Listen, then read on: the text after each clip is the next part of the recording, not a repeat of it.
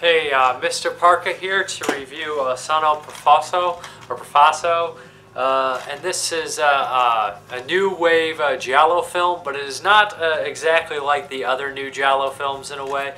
It's a little bit different. This is from Brink Entertainment, Brink Vision, which is actually a pretty solid company, released some pretty cool things.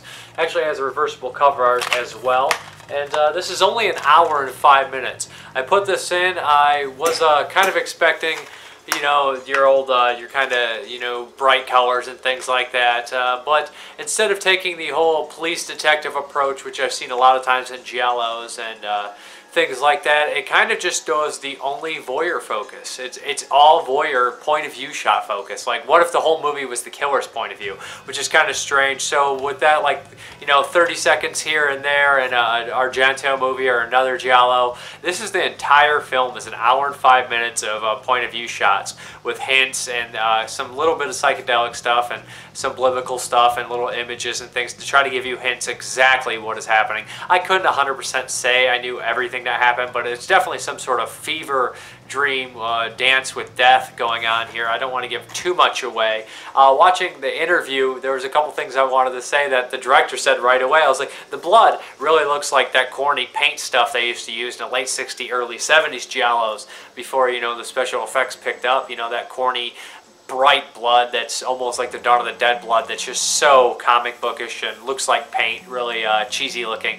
They went, he actually went and tracked that blood down. He made a good recipe for it, which is kind of cool, kind of unique. And the voyeur aspect, like I said, man, this whole thing is point of view, which it's a good thing it's an hour and 5 minutes, because it would get kind of tiresome if it was a little bit longer.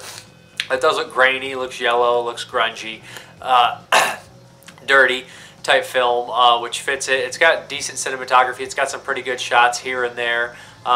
You know, then again, you kind of have to pay attention to this one, spotting things here and there. They give little hints what's going on. All in all, it's not a bad flick. There's no real special effects to go home about in here. There's no real effects, to be honest. They said they shot it guerrilla style, so the hospital scenes were pretty intense for them, pretty hard to do. Kind of, we're on a time constraint here. But yeah, I'd say give it a spin if you like it. It looks pretty cool, has a dreamlike quality for sure.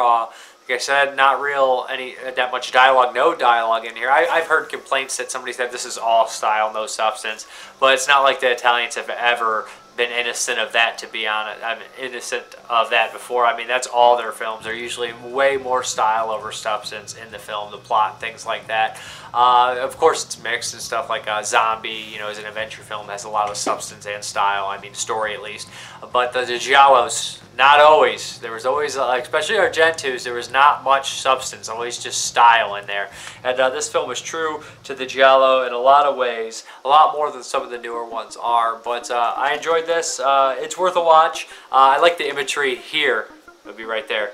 Yeah, that's pretty obvious what that imagery is supposed to look like right there with the knife coming through. But you guys can, you can guess it yourselves. But I'd say check this one out. If you can grab it for a good price, it's pretty decent. I mean, if you want to see one of the newer Giallo films, because there's thousands of old ones, but you said you're probably getting tired of watching the same ones that you've discovered over the years. But not a bad flick. Worth checking out. Kind of you know, cool to see these old genres being resurrected, I must say. But I'm Mrparka. Have a good one.